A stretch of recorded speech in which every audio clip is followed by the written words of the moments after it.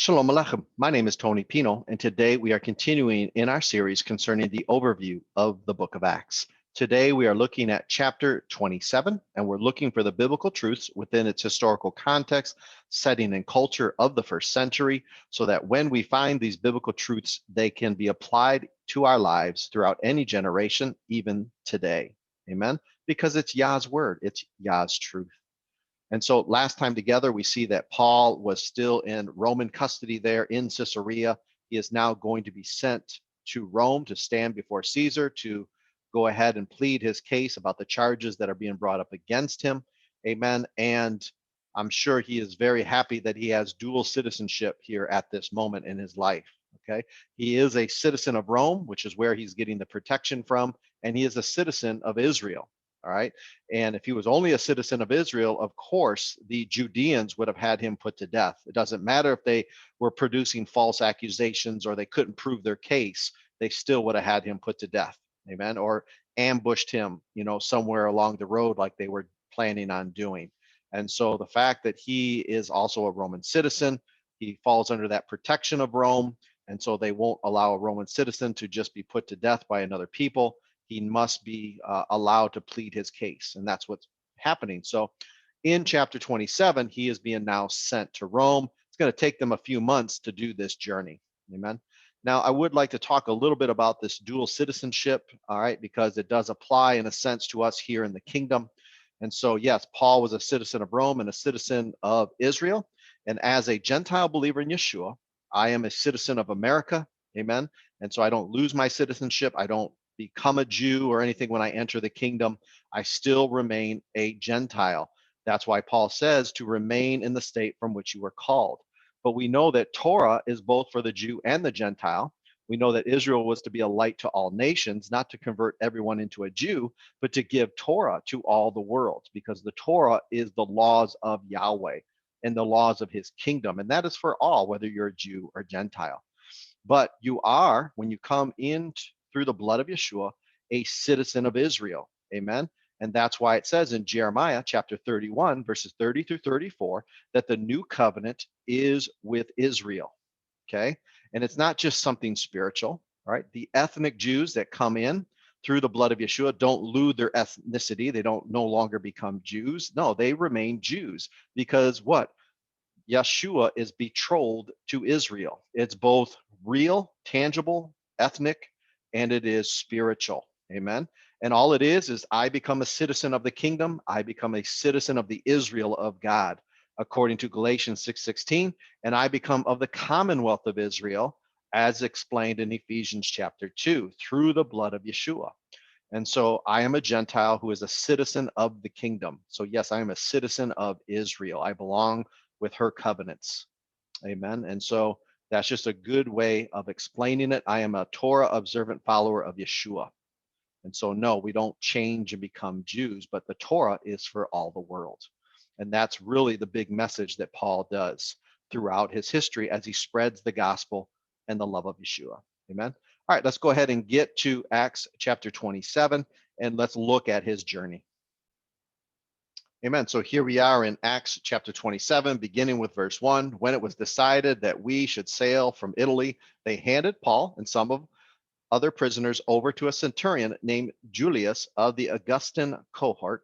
So we boarded a ship from Antramatium, which was about to sail to the ports along the coast of Asia, and we set out to sea, accompanied by Aristarchus, a Macedonian from Thessalonica.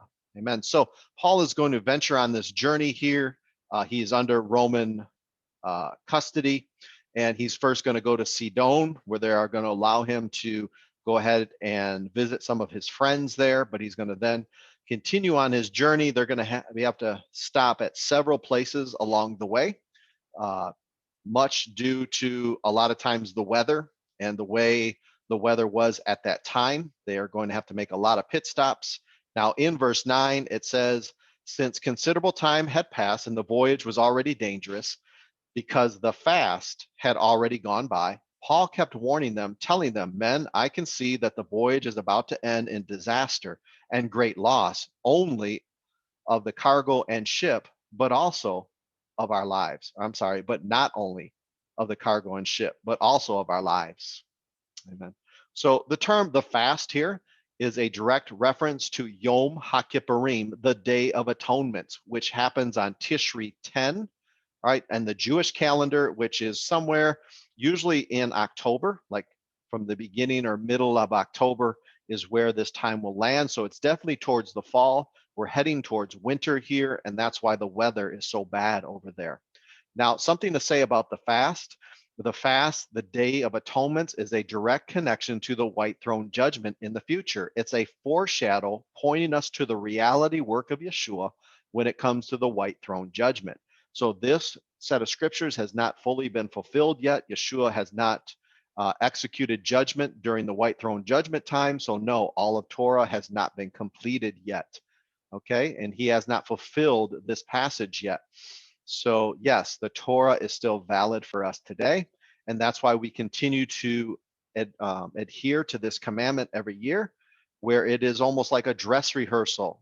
All right. It is the day that you fast that entire day. Why are they doing that? Because it says that we are to afflict our souls in the commandment.